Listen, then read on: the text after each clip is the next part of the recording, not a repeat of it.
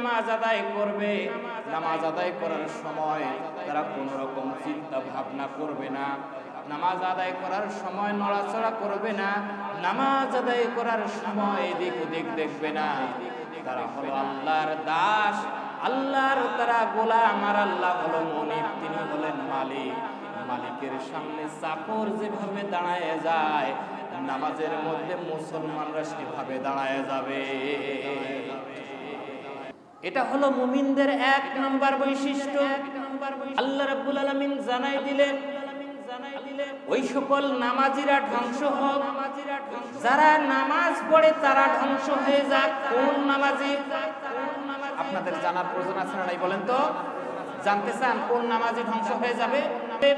ফাওয়াইলুল লিল মুসাল্লিন আল্লাযীনা হুম আন সালাতিহিম সাহুন আল্লাযীনা হুম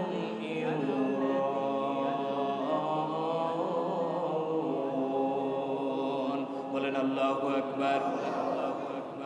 আল্লাহ রাব্বুল আলামিন বললেন, যারা তাদের নামাজ সম্পর্কে বেখবর, নামাজ আদায় করতেছে, নামাজের মধ্যে দাঁড়িয়েছে কিন্তু বিভিন্ন রকম চিন্তা ভাবনা করছে, নামাজের মধ্যে দাঁড়িয়েছে অনেক ধরনের চিন্তা তার মাথার মধ্যে চলে এসেছে, বাড়ির কথা চলে এসেছে, অফিসের কথা চলে এসেছে, ভাবে করে বেখবর, নামাজের মধ্যে তার কোনো এরকম একনিষ্ঠতা নাই, নামাজের মধ্যে বিনম্রতা নাই, নামাজের মধ্যে খুশু নাই।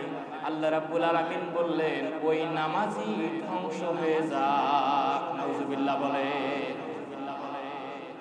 শুধু তাই নয়, আল্লাযীনা হুম